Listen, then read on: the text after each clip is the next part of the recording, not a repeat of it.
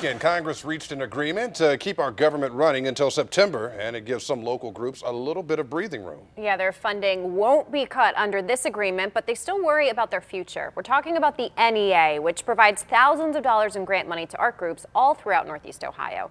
News 5's James Gherardi takes you in depth. It was sad and worrisome for us.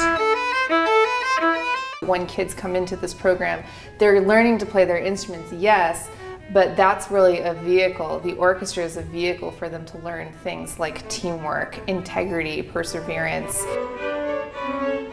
You're listening to the El Sistema Orchestra at Cleveland's Rainey Institute, where 50 kids every day learn to play violin, cello, viola, and bass, many who otherwise would never know the joy of playing an instrument. The NEA budget is just a tiny drop in the bucket for the federal government.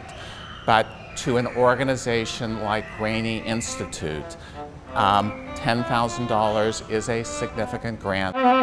The Rainey Institute is able to have this orchestra because of a $10,000 grant from the National Endowment for the Arts.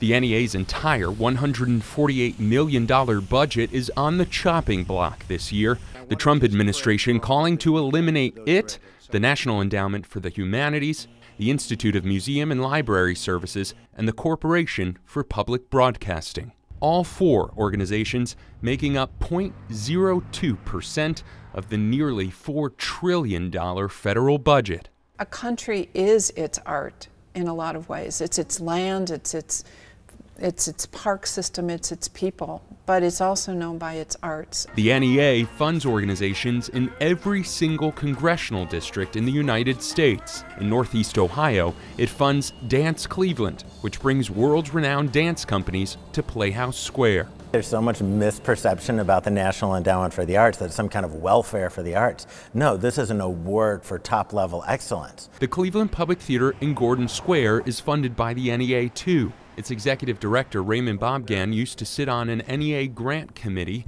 NEA funds, he knows, are not easy to come by and are considered highly prestigious. So when an organization gets that kind of funding, it also is like a stamp, like a good housekeeping stamp, and says, this work is important. But taxpayers, the Trump administration argues, are already bogged down, footing the bill for too much. And while the work the NEA does is important, it signals an easy savings.